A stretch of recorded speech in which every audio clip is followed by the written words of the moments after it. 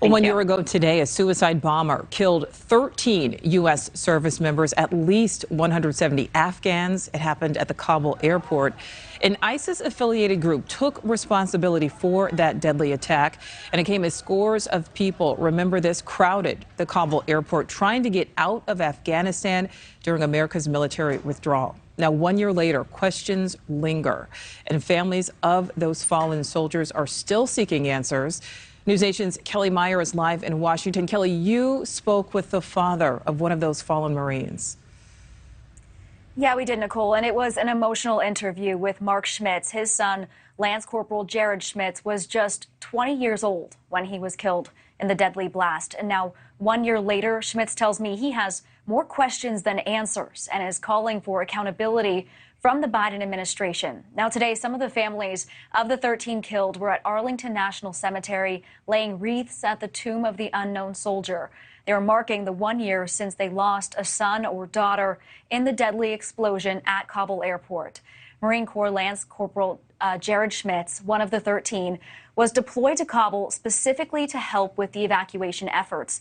And his dad started a nonprofit in his honor, the Freedom 13, to help veterans across the country. He says it's the veterans community that rallied behind the families of the fallen 13, not the Biden administration.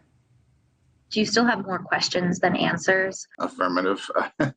I have not gotten anything from the administration in pretty much since the very beginning, other than the Pentagon coming out to my house to sell me on their story. But no, the administration's done nothing.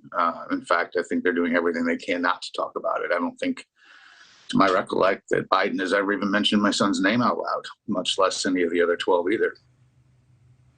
And still today, questions remain over the Biden administration's handling of the withdrawal. One Marine who says he was there that day telling his local California newspaper the Marines knew of the suicide bomber 2 days before the attack, and they were told not to kill him. Today, the Defense Department telling NewsNation that after a long investigation, quote, "We are aware of no request before the explosion or reasonable assertion after that the bomber could have been killed before detonating their suicide vest."